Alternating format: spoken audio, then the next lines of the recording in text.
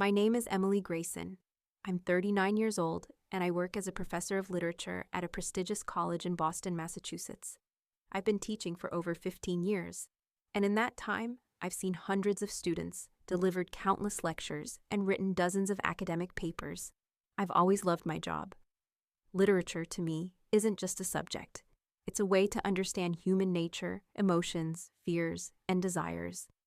I don't just teach my students to memorize dates or analyze plots. I teach them to feel the text, to see their own reflections in the words on the page. My personal life, however, isn't as perfect as my professional one. I've been divorced for 6 years. My marriage lasted nearly a decade, but over time, my husband and I became strangers. He never understood my passion for literature, and I could never accept his pragmatic, rational approach to everything. We parted ways quietly, without drama, but since then, I haven't truly let anyone into my life. I've always considered myself a strong, independent woman. I own my own apartment in a historic Boston neighborhood. I can afford to travel, buy expensive books, and enjoy good wine. I don't need a man to feel complete. But everyone has their weaknesses, and mine began with a student. His name was Nate Sullivan, 21 years old, tall, with dark, wavy hair and deep brown eyes that always seemed just a little lost in thought. He wasn't just another student in my course, he stood out. Nate always sat in the front row. He listened intently to every word I said in lectures, often taking more notes than necessary. But what truly caught my attention were his questions. They weren't the usual ones from students trying to impress me. He cared about the real depths of the text. "Professor Grayson, what if Gatsby never really loved Daisy, but just loved the idea of her? You say Shakespeare wrote about tragic love, but don't you think Hamlet is more about the fear of being alone?" His thoughts were always original. His words lingered in my mind long after class ended. At first, it was just an intellectual fascination. I had always admired students who craved more than just a good grade, but over time, I started noticing something more. When I walked into the lecture hall, I unconsciously searched for his gaze. When we passed each other in the hallways, I noticed how he lingered, as if waiting to say something more. When he emailed me questions, I found excuses to write longer, more detailed responses than necessary. I tried to ignore it. I told myself it was nothing more than professional interest, that I was simply happy to have a student who truly cared about literature. But everything changed after one particular lecture. That day, I was lecturing on romanticism in literature. We discussed Pushkin, Byron, Keats, their defiance of societal norms, their longing for freedom, the raw intensity of desire that reshapes human nature. After class, Nate didn't rush to leave. He waited until the other students had filed out, then slowly approached my desk. "Do you really believe romanticism still has a place in the modern world?" he asked, crossing his arms over his chest. I kept gathering my materials, answering calmly, "I think so. But people today fear emotions more than they did back then." "And you? Are you afraid?"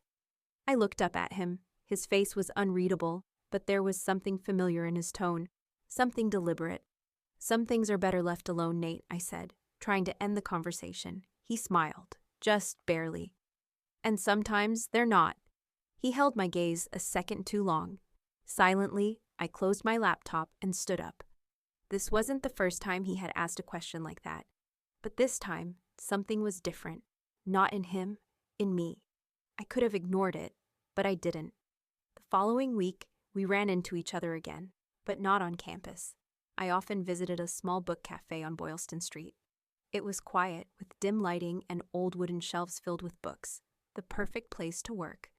That evening, I went there after class, ordered a glass of wine, and buried myself in the manuscript I'd been working on. Looking for inspiration too? I glanced up. Nate was standing in front of me, a worn copy of Faulkner in his hands. "I come here often," I said, keeping my tone neutral. "So do I. Funny we've never run into each other before." He sat at the table next to mine. At first, it was just a coincidence, but half an hour later, I realized neither of us was reading anymore. We were talking, not about lectures, not about college, about movies, music, travel. "Are you always this serious, Professor Grayson?" he asked as I lifted my glass to my lips. "At work, yes." "And outside of work?" I took a sip and didn't answer. Have you ever let yourself do something you weren't supposed to? It wasn't a hint. It wasn't wordplay. Just a simple, direct question. I should have answered as a professor, as an adult, experienced woman who knew where the lines were. But instead, I asked, "And what if I have?" He smiled. "Then maybe we should get another round of wine." I nodded.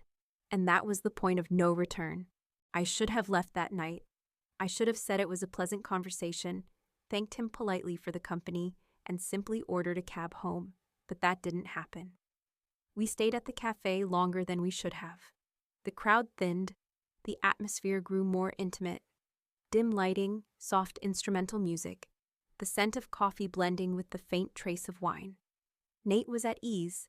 He didn't fidget, didn't glance around nervously, didn't try to charm me with predictable compliments. His way of speaking was simple, confident, without arrogance. Just a quiet awareness of the moment. "Do you always work this much?" he asked, watching as I carefully tucked my notes into my bag.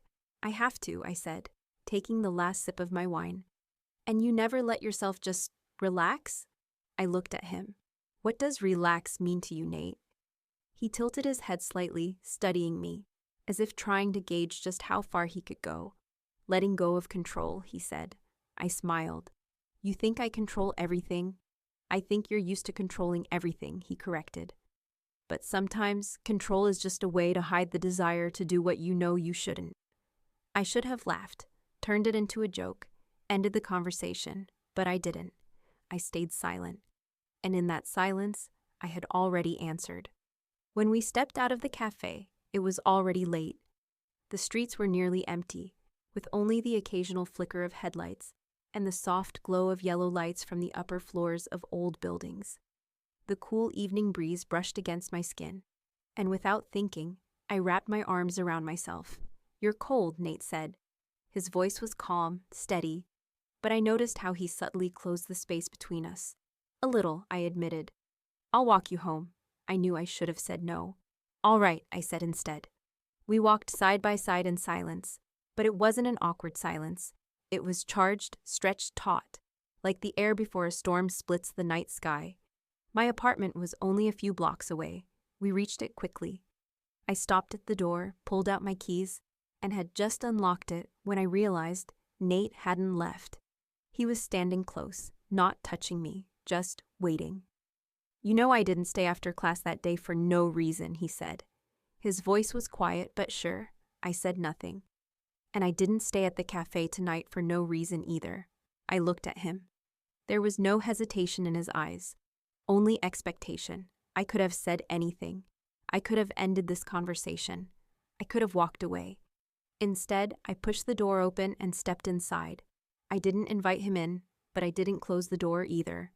Nate followed. The door clicked shut behind us, and that was the point of no return. The apartment was dark, with only the soft glow from the street filtering through the blinds, casting thin slashes of light across the floor. I didn't turn on the lights. Nate didn't say anything either. He just stood by the door, looking at me the same way he had in the cafe, the same way he had after the lecture. Something tightened inside me, but it wasn't fear. It wasn't doubt. It was anticipation. I unbuttoned my coat, slowly slipping it off and hanging it by the door. My movements were calm, deliberate, but I could feel the wild rhythm of my heartbeat, fast and unrelenting. Nate stepped closer. He didn't ask questions. He didn't try to justify it or explain it away. He didn't waste words on what was right or wrong, on the lines that existed between us. We both knew those lines no longer mattered. His hand brushed against mine, just the lightest touch, almost accidental, but it was enough. It felt like something I had been waiting for, something that had been inevitable. I stepped closer, closing the space between us. He didn't hesitate. Our lips met, not tentative, not uncertain. There was no hesitation, no restraint, only hunger, pure and unapologetic. His hands slid along my shoulders, down to my waist, pressing me back until my spine met the cool wall. His breath was warm against my skin, his fingers gripping me through the thin fabric of my blouse. Everything else disappeared. Work, rules, the college, ethics. In that moment, there was only this. My hands found his shirt. I unbuttoned the first button, then the second, until the fabric slipped from his shoulders. He didn't look away, watching my every move, waiting for any flicker of hesitation. But there was none. We barely made it to the bedroom, leaving a trail of discarded clothing behind us. The bed met us with cold sheets, a stark contrast to the heat between us. His hands were strong, sure, fingers tracing the most sensitive places, making me forget everything but him. Every touch was precise, deliberate, as if he had always known exactly how to unravel me. He moved slowly, savoring every second, every inch of skin, every soft sound I made. His breath was fire against my neck, his body pressing into mine, pulling me under. Time ceased to exist. Only afterward, when it was over, when our bodies still trembled with the lingering echoes of pleasure, did I fully understand what I had done. We lay in silence, his fingers trailing along my shoulder. I stared at the ceiling, trying to gather my thoughts. I knew that by morning everything would change, that when I woke up, I'd be someone else, someone who had crossed a line that could never be uncrossed. But right now, in this moment, I didn't care. His lips glided along my collarbone, leaving a heated trail on my skin. I felt his breath mixing with mine, growing deeper, heavier.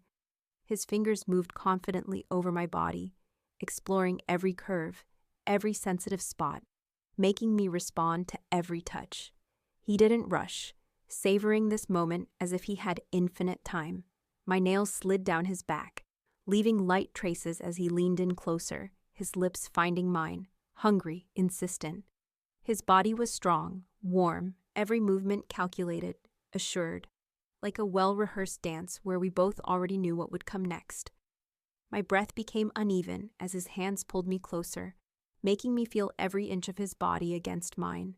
I arched toward him, feeling our bodies merge into one. His movements became more intense, deeper, catching every reaction, every impulse, making me lose control.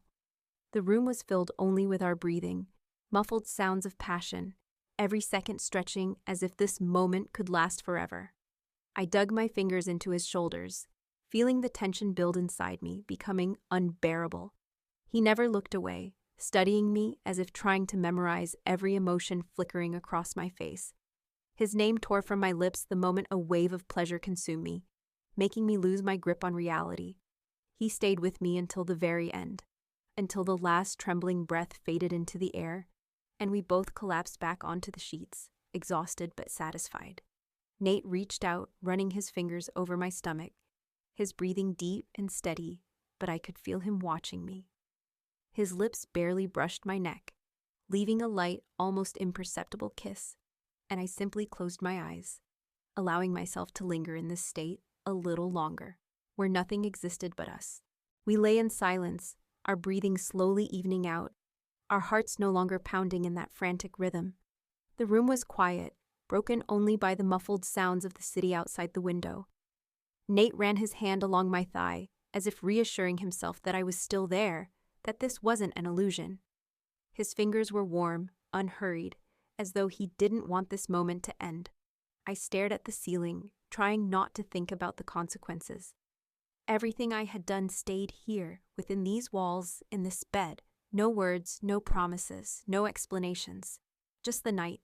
Just what was always meant to happen. Nate leaned in slightly, his lips brushing against my cheek. He didn't ask for anything, didn't demand answers. His certainty lay in knowing that this wasn't something we needed to talk about. "Do you regret it?" he asked softly, his gaze steady. I didn't answer right away. Instead, I reached out, tracing my fingertips over his chest, feeling the slow, even beat of his heart. "Not right now," I whispered, knowing that morning would bring different thoughts. He nodded, as if that explanation was enough. Then he sighed, rolled onto his back, and stretched out an arm, pulling me closer. I let myself stay in his warmth a little longer, let myself pretend for just a little while that nothing else existed. But somewhere deep inside, I already knew, tomorrow, everything would change. I woke to the first light filtering through the curtains. The room was quiet, the air still carrying the warmth of the night. Nate slept beside me, his breathing steady, his hand resting gently on my side. Carefully, I shifted away, trying not to wake him, and sat on the edge of the bed, running my hands over my face. Reality was catching up to me. Everything that had happened was real, not just a fleeting impulse or a mistake made in a moment of weakness. I knew this wasn't love, wasn't a fairy tale. It was a choice, a conscious, deliberate decision, but still, a wrong one. I stood, slipping on my shirt, and walked to the kitchen to pour myself a glass of water. When I returned, he was awake. He lay on his back, staring at the ceiling, then slowly turned his gaze to me. "How do you feel?" he asked, his voice calm. I took a sip, the cold water shocking me fully awake, like someone who did something they were never supposed to do. He smiled, with no trace of regret or doubt. "But you did it?" I didn't respond. I simply picked up my shirt and walked into the bathroom. When I came back, Nate was already getting dressed. He didn't rush, but he wasn't lingering either. At the door, he hesitated for a moment, as if waiting for something. "This won't happen again," I said, before he could speak. "If that's what you've decided." He smiled, but there was no disappointment in his eyes, no protest. He simply accepted it as fact. I opened the door. "See you in class, Professor Grayson," he said as he walked out. I closed the door behind him and leaned against it for a second, shutting my eyes. I had done what I wanted, what I shouldn't have, and now I would have to live with it. The night was over, but I knew deep inside it would stay with me forever.